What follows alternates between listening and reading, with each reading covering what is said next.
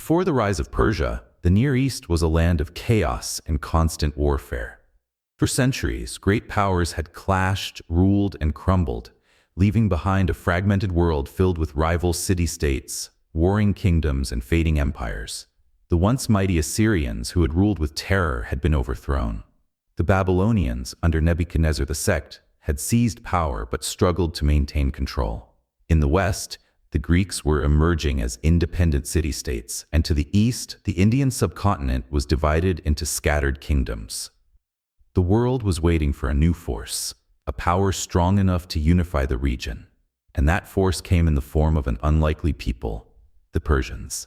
The Persians were originally a collection of nomadic tribes who lived on the Iranian plateau, surrounded by the Elamites, Medes, and other ancient civilizations. For centuries, they had remained in the shadows of their more dominant neighbors. But everything changed when a visionary leader emerged, Cyrus II, later known as Cyrus the Great.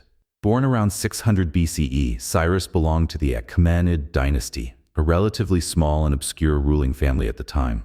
He grew up in a world where the Median Empire controlled much of Iran, and the Persians were little more than vassals. But Cyrus had ambitions far greater than being a mere subject. Cyrus's rise to power was swift and strategic. In 550 BCE, he led a successful rebellion against the Medes, toppling their king and taking control of their vast empire. With the Medes under his command, he turned his attention westward to the powerful and wealthy kingdom of Lydia, ruled by the legendary King Croesus. With a mix of brilliant military tactics and diplomacy, Cyrus defeated Lydia, incorporating its rich lands into his growing empire. But his most defining conquest was yet to come: Babylon, the heart of Mesopotamia. In 539 BCE, Cyrus marched into Babylon, the jewel of the ancient world. Unlike previous conquerors, he did not destroy the city or oppress its people. Instead, he positioned himself as a liberator. His most famous act was freeing the Jewish people from their Babylonian captivity, allowing them to return to Jerusalem and rebuild their temple. This act of mercy and diplomacy would define the Persian way of rule: tolerance, respect for local cultures, and a vision of unity. This was the beginning of the Persian Empire, the first great superpower in human history. The rise of the Achaemenid dynasty marked the beginning of one of the most powerful empires the world had ever seen. Under the leadership of Cyrus the Great and his successors, Persia transformed from a regional power into a vast, multicultural empire, stretching from the Indus Valley to the Mediterranean. But Persia's true strength was not just in conquest. It was in innovation, and military superiority. The Achaemenids built an empire that not only dominated militarily, but also thrived through economic prosperity, cultural inclusivity, and revolutionary administrative systems.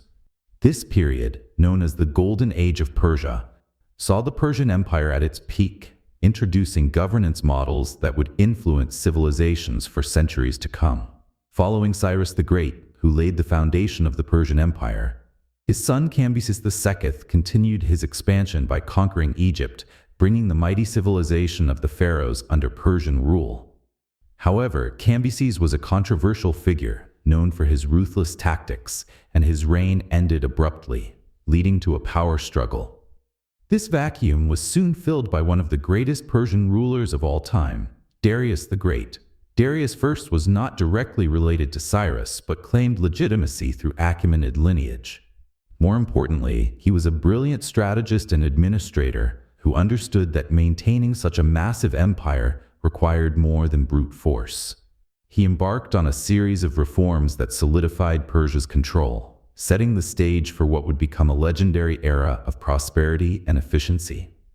Darius knew that ruling over a diverse empire, home to Persians, Greeks, Babylonians, Egyptians, and countless other cultures, required a radical new approach.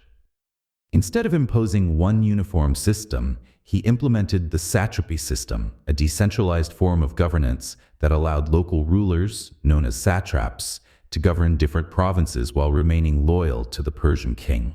The empire was divided into about 20 satrapies, each ruled by a satrap who oversaw taxation, security, and local administration.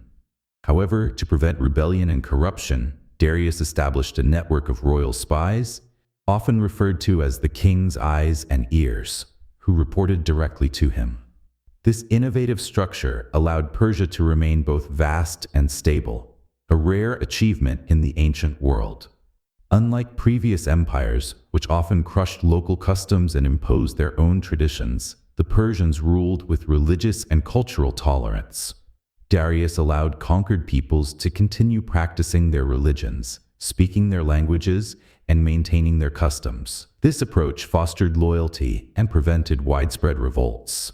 One of the greatest testaments to Persian tolerance was their relationship with the Jews, whom Cyrus the Great had freed from Babylonian captivity. Under Persian rule, the Jewish people were even given financial support to rebuild the Temple of Jerusalem. Darius also standardized economic policies across the empire. He introduced a uniform currency, the daric, which facilitated trade and commerce.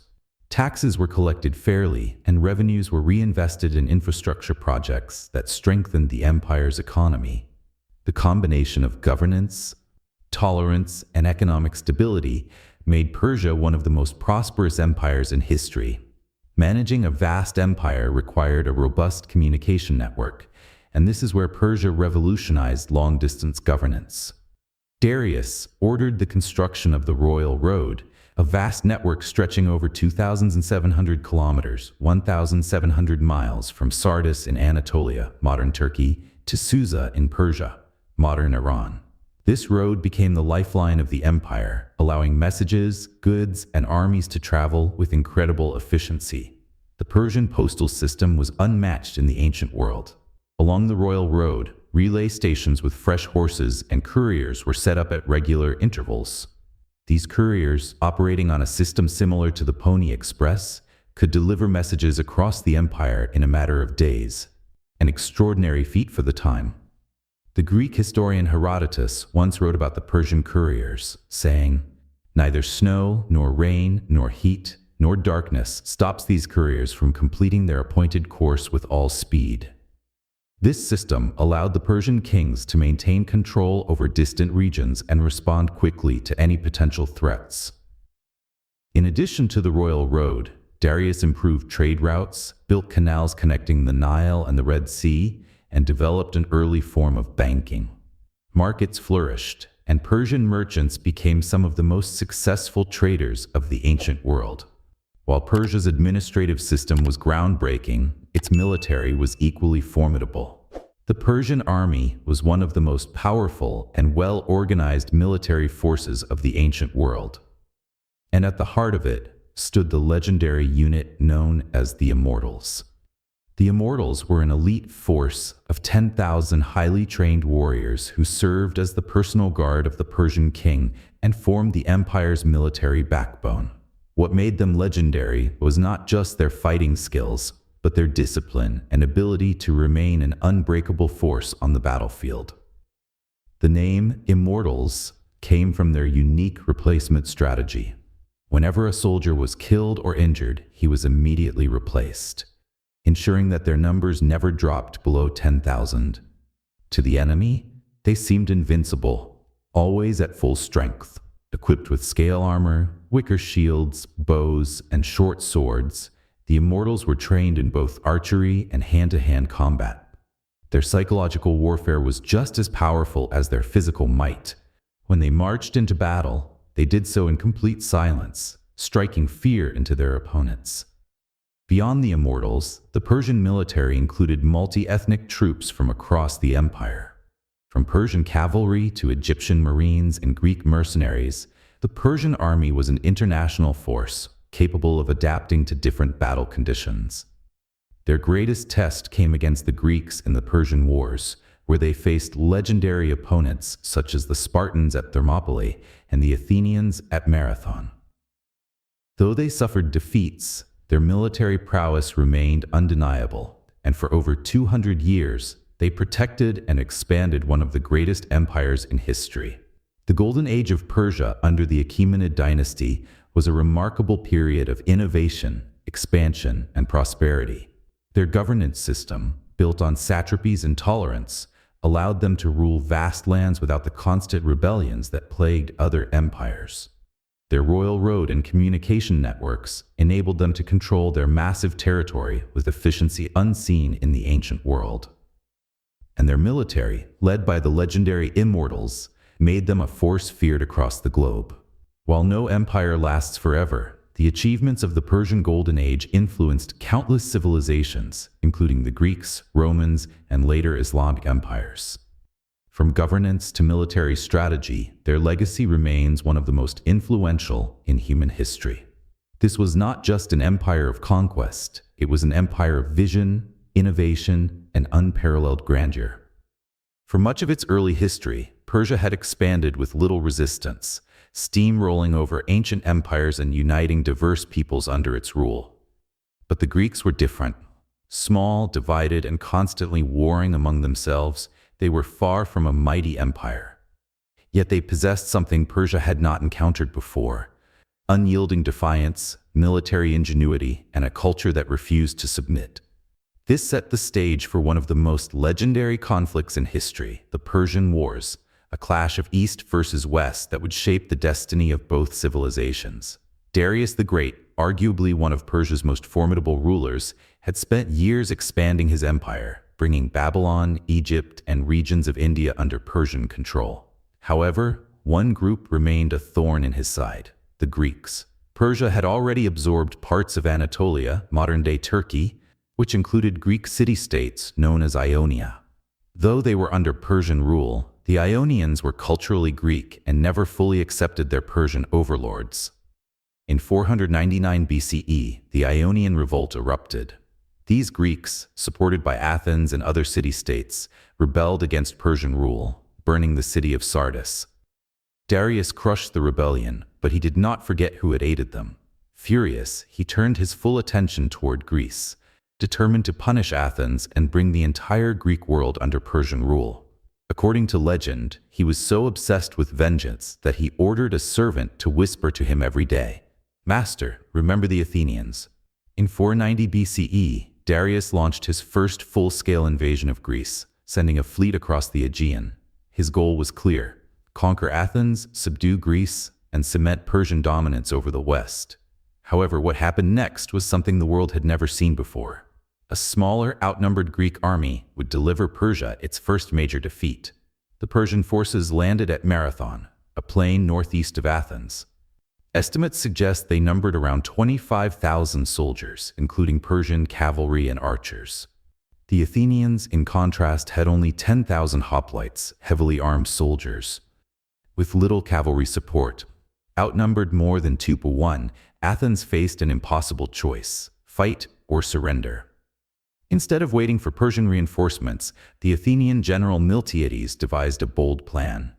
Knowing the Persian army relied on archery and lighter troops, he thinned his center and strengthened his flanks. When the battle began, the Greek phalanxes charged at full speed, something the Persians did not expect. The Greeks quickly engaged in close combat, where their heavy armor and long spears gave them the advantage. The Persian center initially pushed forward, but the Greek flanks enveloped them in a pincer movement, cutting them down and forcing the survivors to flee to their ships. By the end of the battle, Persia had lost around 6,000 men, while Athens had lost only 200. It was a stunning victory that shattered the myth of Persian invincibility. The news of the victory needed to be delivered to Athens, and according to legend, a soldier named Pheidippides ran from Marathon to Athens, approximately 26 miles, announced "Neni kikamen, we have won," and then collapsed and died. This legendary run inspired the modern-day marathon race. The Persian fleet, humiliated, retreated. Darius planned to return, but fate had other plans. He died before he could launch another invasion. The task of conquering Greece fell to his son, Xerxes, who would bring the full might of Persia in one of history's most famous battles, Thermopylae. In 480 BCE, Xerxes assembled what was, at the time, the largest army ever gathered. Estimates range from 100,000 to 300,000 troops. Determined to avenge his father, he crossed the Hellespont, modern-day Dardanelles, on a massive floating bridge made of ships, an engineering feat that showcased Persian ingenuity. His army marched toward Greece, burning cities along the way, aiming for total conquest. The Greeks, knowing they were massively outnumbered, devised a strategy to delay the Persians at a narrow pass, Thermopylae, also known as the Hot Gates. Leading the defense was King Leonidas of Sparta, who, with just 300 Spartan warriors and around 7,000 allied Greek soldiers, stood against the Persian onslaught. For 3 days, the Greeks held the pass, using the terrain to neutralize the Persian advantage. The Immortals, Persia's elite troops, were sent in, but were repeatedly repelled. However, a Greek trader, Ephialtes, revealed a secret mountain path to the Persians, allowing them to outflank the Greeks. Realizing they were doomed, Leonidas dismissed most of the army, choosing to stay and fight to the death with his 300 Spartans, 700 Thespians, and 400 Thebans. They fought fiercely, but in the end, they were overwhelmed. Leonidas was killed, and every last Spartan warrior fell. Though Thermopylae was a Persian victory, it became a symbol of Greek heroism. The sacrifice of Leonidas and his men rallied Greece, fueling a newfound determination to resist Persian rule. While Xerxes won at Thermopylae, his fleet faced a much tougher challenge at the Battle of Salamis. Themistocles, the Athenian naval commander, lured the massive Persian fleet into the narrow straits of Salamis, where the Greeks had the advantage. The Greek ships, smaller and more maneuverable, trapped and destroyed much of the Persian navy. Xerxes, watching from a throne on a hillside, saw his fleet decimated. Fearing a potential rebellion in Persia, he retreated back to Asia, leaving his general Mardonius in charge. The following year, at the Battle of Plataea, 479 BCE, the remaining Persian forces were decisively defeated by a Greek coalition, marking the end of Persia's dream of conquering Greece. The Persian Wars were more than just a series of battles. They were a defining moment in world history. Though Persia remained the most powerful empire, it failed to conquer Greece, and this shifted the balance of power. The Greeks, emboldened by victory, entered their golden age, leading to the rise of democracy, philosophy, and culture that would influence the world for centuries. Had Persia won, Western civilization might have evolved very differently. The clash between Persia and Greece shaped the destiny of both cultures, setting the stage for Alexander the Great's revenge nearly 150 years later. Though Persia retreated, the lessons of war, empire, and strategy would continue to echo through history. The Persian Wars were not just a fight between two nations. They were a clash of ideologies, military prowess, and the will to resist oppression. The world would never be the same again. The Persian Empire was not just an empire of conquest. It was an empire of culture, art, innovation, and ideology. While its military power and vast territory were impressive, what truly set Persia apart was its ability to create a civilization that thrived not through oppression, but through inclusion, tolerance, and creativity. At its height, the Persian Empire was a beacon of cultural and technological advancement. From the stunning architecture of Persepolis to the revolutionary ideas of Zoroastrianism, from ingenious engineering feats to a flourishing economy and trade network, Persia stood as one of the greatest civilizations of the ancient world. One of the most visually striking legacies of the Persian Empire is its art and architecture. Persian art was a blend of Mesopotamian, Egyptian, and Central Asian influences, reflecting the empire's vast and diverse nature. This artistic grandeur reached its pinnacle with Persepolis, the ceremonial capital of the Achaemenid dynasty. Built by Darius the Great and expanded by Xerxes and Artaxerxes, Persepolis was designed to showcase the majesty of Persian rule. Unlike other cities meant for military or trade purposes, Persepolis was a symbol of imperial power and culture, a place where kings hosted lavish celebrations and foreign dignitaries paid homage to the Persian throne. The architecture of Persepolis was unlike anything the world had seen before. Its massive stone columns, grand staircases, and intricate carvings of Persian warriors, animals, and tribute bearers told the story of an empire at its peak. The famous Apadana Palace stood as an embodiment of Persian artistic and political ideology, where delegations from across the empire came to present their offerings to the king. Even though Alexander the Great burned Persepolis in 330 BCE, its ruins still stand today as a reminder of Persia's unmatched artistic achievements.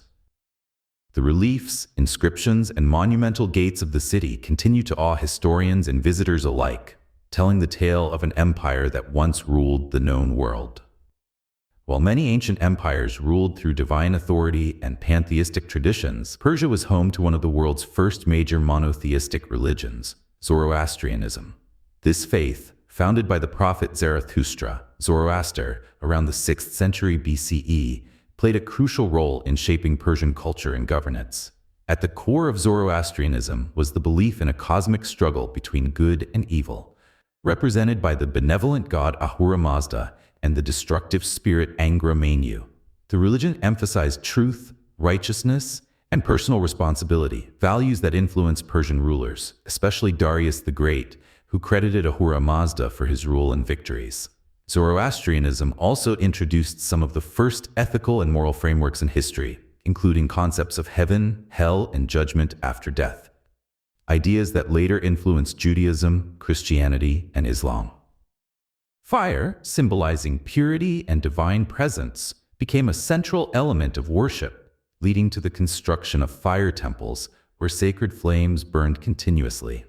Persian kings practiced religious tolerance, allowing conquered peoples to maintain their faiths while integrating Zoroastrian principles into governance. This approach not only ensured loyalty from diverse populations, but also made Persia one of the most culturally harmonious empires of its time. Even today, Zoroastrianism survives, particularly among the Parsis of India and small communities in Iran, preserving the legacy of one of history's most influential religions. Beyond art and religion, Persia was a marvel of engineering. The empire's vast size demanded innovative solutions for transportation, water management, and urban development. Persian engineers responded by creating some of the most advanced infrastructure projects of the ancient world. Persia's arid climate posed a challenge for agriculture and urban life, so Persian engineers developed the Qanat system, a network of underground water channels that transported water from mountains to cities and farms. This system prevented evaporation, ensured a steady water supply, and was so effective that many Qanats are still in use today in Iran and surrounding regions. Persian gardens, the origin of paradise. The concept of the Persian garden, known as paradisa, which later became the English word paradise, was another brilliant innovation. Designed to mimic the harmony of nature, these gardens were built with symmetrical layouts, flowing water, and lush vegetation, offering a cool retreat in the hot Persian climate. These gardens later inspired the Islamic gardens of India, including the Taj Mahal. Persia's extensive road system, including the Royal Road, revolutionized communication and commerce. The empire also constructed suspension bridges, canals, and massive palaces that demonstrated its architectural and logistical superiority. Persian engineers were not just builders, they were visionaries who created long-lasting, functional designs that influenced urban planning for centuries. The empire at its cultural peak, a center of learning and innovation. The Persian Empire was more than just a military superpower. It was a hub of intellectual and cultural exchange. With its vast network of roads and cities, Persia became a center of trade, knowledge, and diplomacy, connecting the civilizations of India, Egypt, Greece, and Mesopotamia. The Persians developed Old Persian cuneiform, but more importantly, they promoted the Aramaic language as the empire's official language, making communication across vast territories efficient and standardized. Persian rulers encouraged the preservation of knowledge. Libraries were filled with texts on science, medicine, astronomy, and philosophy, ensuring that Persia remained one of the most intellectually vibrant civilizations of its time. Unlike many conquerors who imposed their own culture, the Persians embraced and integrated the traditions of their subjects. This approach allowed them to assimilate Greek, Egyptian, and Indian influences, creating a rich, blended civilization that thrived for centuries. Persia's contributions to art, architecture, religion, engineering, and governance did not end with the fall of the Achaemenid dynasty. Their innovations shaped the future of civilizations, influencing Rome, the Islamic caliphates, and even modern Iran.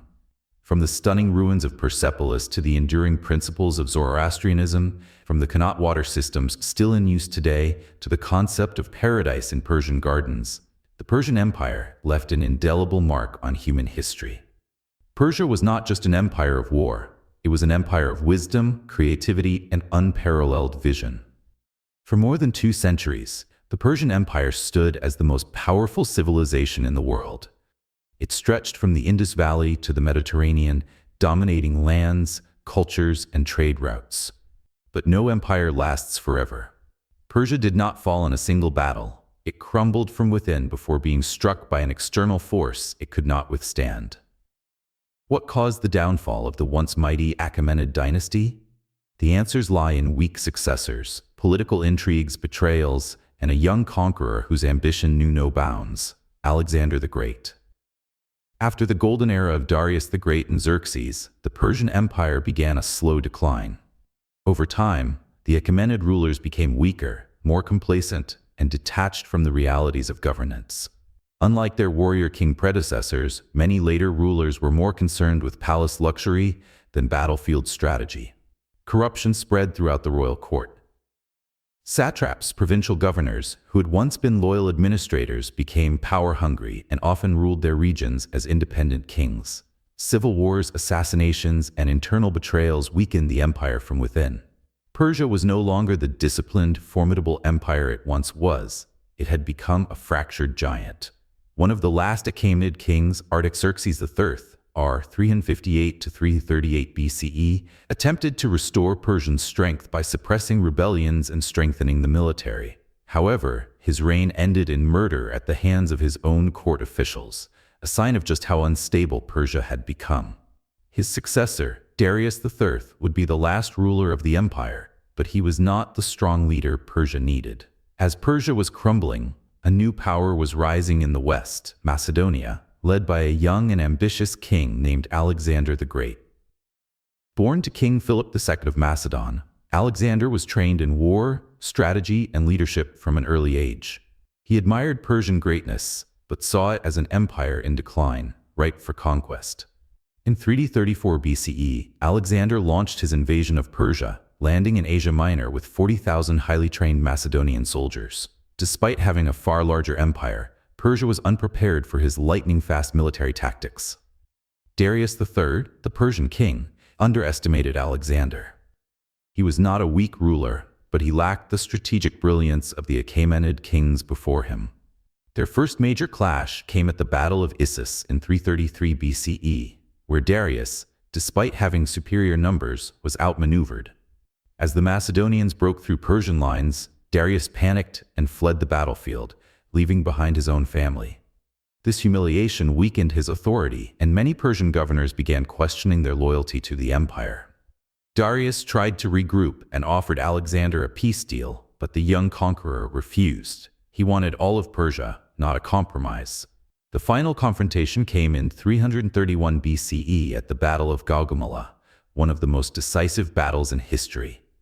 Despite Darius assembling a massive Persian army, Alexander's superior tactics crushed the Persians. Once again, Darius fled, abandoning his troops and effectively sealing Persia's fate.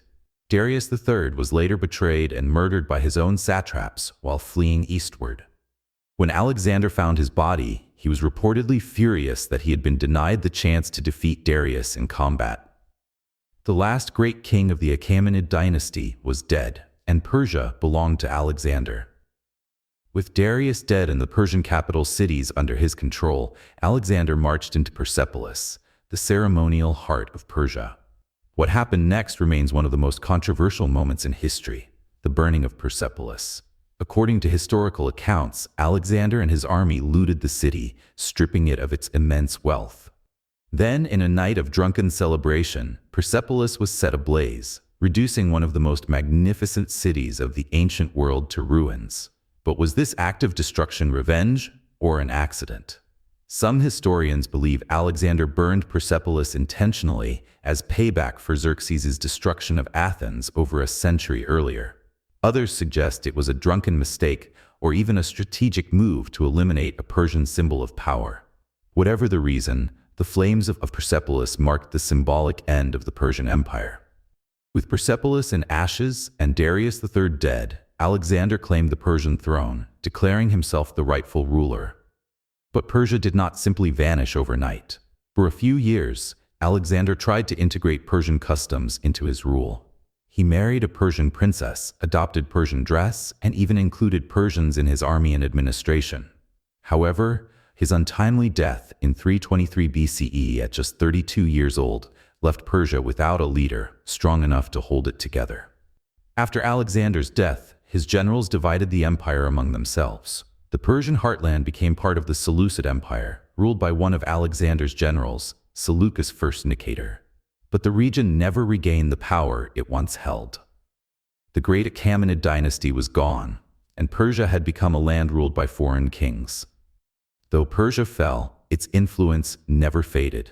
The Achaemenid governance system inspired later empires like Rome, the Byzantines, and the Islamic caliphates.